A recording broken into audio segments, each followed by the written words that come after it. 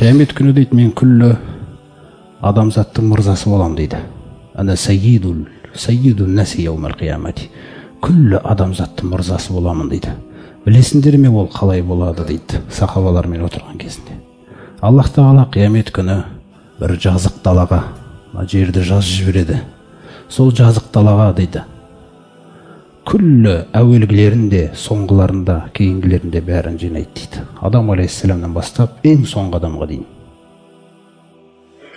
Күллісін жинап әкеледі. 50 мың жылға тасталады деген хадис. Күн жақындайды дейді. Сөйтіп адамдар уайымдар мен ауыртпалықтарға душар болады дейді. Бәленбай жылға тастауының хикметінің бірі ғұламалардың түсіндіруінде. Өйткені адам, сен көп өмір сүргің келіп еді ғой жердің бетінде. Көп өмір сүру дегенді көр енді. Көп өмір сүргің келіп еді ғой деген нәрсе. Сонда бәленбай жылда қиналып тұрады дейді пайғамбар саллаллаху алейхи вассалам. Қатты қиналады. Көтере алмайтын жағдайға келеді. Сөйтіп олар бір-біріне айтысады дейді. Біреуге айтайық та, кім Аллаға қарай шыға алады екен, Раббымызға мына өтінішімізді кім көтере алады екен деп. Сол кезде олардың біреулерін айтады дейді. Адамға барыңдар, ол әуелгі жаратылысы ғой деп. Сонда күллісі олар барып, Адам алейхиссаламның қасына келіп, ей адам, сен күллі адамзаттың атасысың, Раббың сені өз қолыммен жараттым деген, Раббың саған өзінің рухынан үрлеген, сондай ақ күллі періштелерді саған сәжде жасатқан, мына түрімізді көріп тұрсың ғой, қиналған. Мынаны бұдан әрі көтере алмайтын сияқтымыз. Сен біздің өтінішімізді Раббыңа қарай көтересің бе, болсасың ба бізге? Дегенде Адам алейхиссалам айтады, Раббым маған ағашқа жақындама деп бұйырған еді.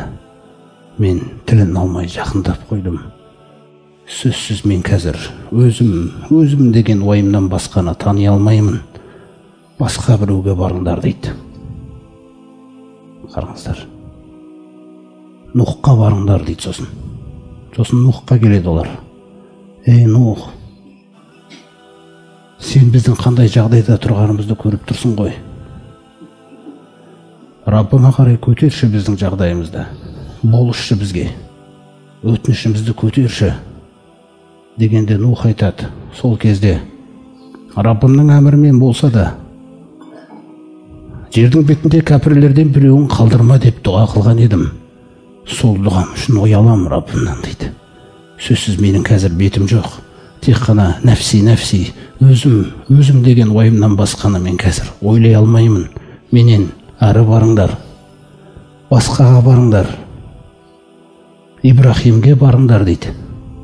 Сол кезде жаңағылар жиналып Ибрахим алейхиссаламға алады. Ей Ибрахим, сені Раббың өзіне дос тұтқан еді ғой, Халилі деп Құранда атаған еді. Сен бізге болышшы, өтінішімізді көтерші Раббыңа. Қиналып кеттік, өте қиналып кеттік, көтере алмай жатырмыз мынаны біз. Сонда Ибрахим алейхиссалам айтады дейді. Сол кезде мен Раббымның діні үшін кейбір тәсілдерді қолданған едім. Сөзде сол тәсілдерім өтірік айтқанға саналама деп, мен бүгін Раббыма қарайтын бетім жоқ дейді. Сондықтан мен де өзім деген уайымнан басқаны ойлай алмаймын дейді бүгін. Сендер басқаға барыңдар. Сөйтіп олар ары қарай келеді. Олар Мұса пайғамбарға қарай жібереді. Мұсаның алдына келіп, ей Мұса, сен ғой, Алла Тағала сені артықшылық берген еді, жолдауын түсірді саған, сондай ақ сенімен сөйлескен еді. Сен көтерерсің мүмкін біздің өтінішімізді Раббыңа қарай. Көтерерсің мүмкін. Біз қиналып кеттік дегенде Мұса алейхиссаламды айтады. Менің де абайсызда қолым бір кісіге тиіп мерт болған еді. Сөзсіз менде бүгін бет жоқ Раббыма қарай сөйлейтін. Мен тек қана бүгін өзім деген уайымнан басқан уайымдай алмаймын дейді. Сөйтіп ол Исаға жібереді. Иса пайғамбарға қарай келеді. Сонда олар, ей Иса, сен Аллах Тағаланың бол деген сөзінен жаралған едің. Бесікте сөйлеген едің.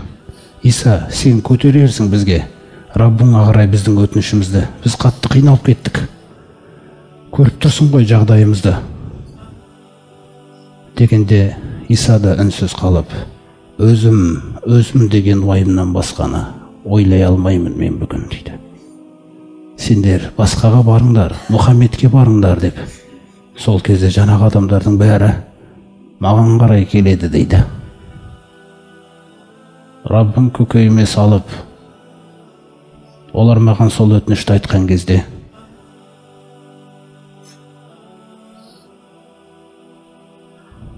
мен әлемдердің Раббысының аршысының астына барамын. Сөйтіп сол жерде сәждеге жығыламын.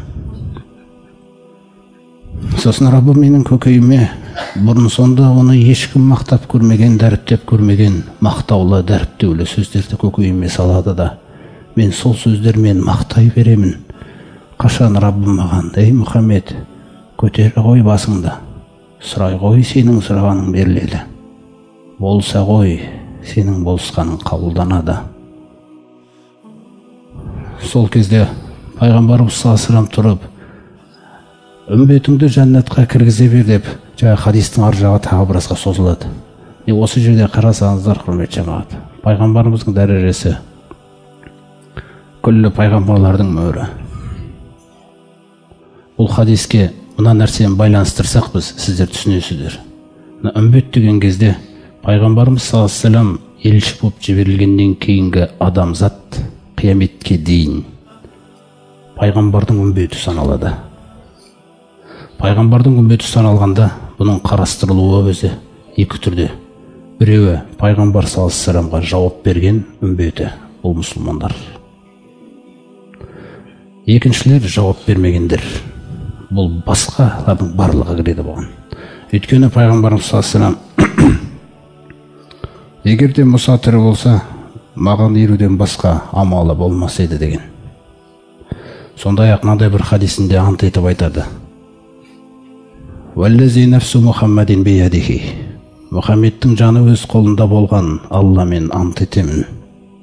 Ла ясмағу би мин хазихил умма яхудийюн вала насраниюн. Осы үмбеттің ішіндегі дейді. Яғни мен елші болып жіберілгеннен кейінгі адамзаттың ішінде қайсысы бір юдей, қайсысы бір насара мен туралы естіп, сүмме ямуту, сосын өліп қалса, валам юмин бима урсилту бихи, мен жіберілген Құранға иман келтірмесе, илля кана мин асхабин нар, сөзсіз ол тек қана тозақтың тұрғындарынан болады дейді. Қараңыз.